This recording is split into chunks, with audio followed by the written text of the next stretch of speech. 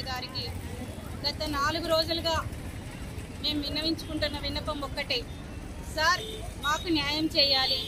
మా regulation notification విడుదల చేసి మా కాంట్రాక్ట్ స్టాఫ్ నర్సెస్ అందరినీ రెగ్యులర్ చేయాలని మేము స్టేట్ వైడ్గా గత 4-5 రోజుల నుంచి మా నిరసన కార్యక్రమాలు ఎన్నో చేస్తూ ఉన్నాము.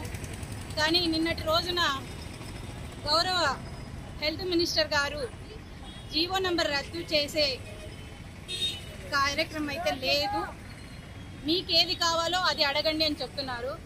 సార్, మాకు కావాల్సింది, మాకు న్యాయం చేయాల్సింది మీరు. మా రెగ్యులైజేషన్ పోస్టులని మాకే విడుదల చేసి మా కాంట్రాక్ట్ స్టాఫ్ నర్సెస్ అందరినీ రెగ్యులర్ చేయాలని, గత 16 సంవత్సరాల నుంచి కాంట్రాక్ట్లో మగ్గుతున్న మా జీవితాలలో వెలుగులు నింపుతారని మేము ఆశిస్తున్నాం. సార్, మీ పైన ఎంతో ఆశతో గడిచిపోయిన గవర్నమెంట్లు ఏవి మాకు రెగ్యులైజేషన్ పోస్టులను విడుదల చేయలేదు. గత 16 సంవత్సరాల నుంచి మేము ఇలాగే కాంట్రాక్ట్లోనే మగ్గిపోతున్నాము. ఇప్పటికైనా మా జీవితాలలో వెలుగులు నింపుతారని, కాంట్రాక్ట్ పద్ధతిని పూర్తిగా మాఫీ చేసేసి ఇక మీదట విడుదల చేసే ప్రతి నోటిఫికేషన్ రెగ్యులైజేషన్ నోటిఫికేషన్ విడుదల చేస్తారని, మా న్యాయపరమైన హక్కుని మాకు ఇస్తారని ఆశిస్తున్నాం. సార్, నేను గవర్నమెంట్ హాస్పిటల్లో కాంట్రాక్ట్ బేసిస్ స్టాఫ్ నర్స్ కూడా గత 10 సంవత్సరాల నుండి పనిచేస్తున్నాను.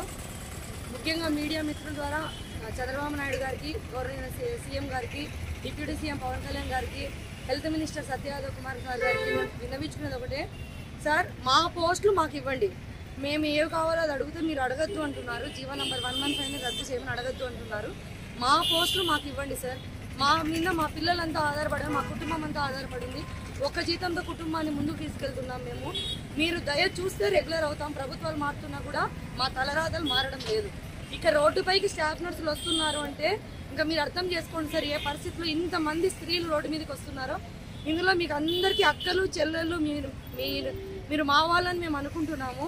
కాబట్టి మేము ఈరోజు రోడ్డు ఎక్కినాము. 4 రోజుల నుంచి నిరసన తెలియజేస్తున్నాం. మేము మాకు ఎక్కడే కానీ న్యాయం జరగట్లేదు. దయచేసి మా పోస్టులు మాకు ఇవ్వండి సార్. మీ గవర్నమెంట్లో రెగ్యులర్ అవుతాము అనే నమ్మకంతో ఉన్నాము. అలాంటిది ఇప్పుడు రోడ్డు ఎక్కే పరిస్థితి మాకు వచ్చింది.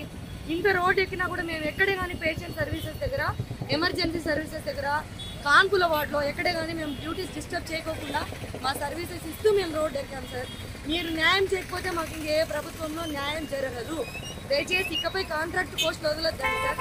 ఇంతమంది రోడ్డు పాలు అవుతున్నాము అంటే మీరు దయ చూపకపోతే ఇంకెవరు చూడరు. మా అధికారులు మీకు వినిపించుకోకుండా మాకు మేము ఎవరికి వినిపించుకోవాలి సార్? ఎవరు వింటారు? హెల్త్ మినిస్టర్ గారు మాకు అండర్ కేర్, మేము ఆయనకు చెప్పుకుంటాం మా కోడ్ అనేది. ఆయన వినుకోకుండా మేము ఎవరికి చెప్పుకోవాలి? దయచేసి మా పోస్టులు మాకు రెగ్యులర్ నోటిఫికేషన్ వదలండి. మాకు అర్హత ప్రకారంగా రెగ్యులర్ చేయండి. మేము రెగ్యులర్ అయితే ఇంకొక రెగ్యులర్ అవుతాం నమ్మకం మాలో కలిగించండి సార్.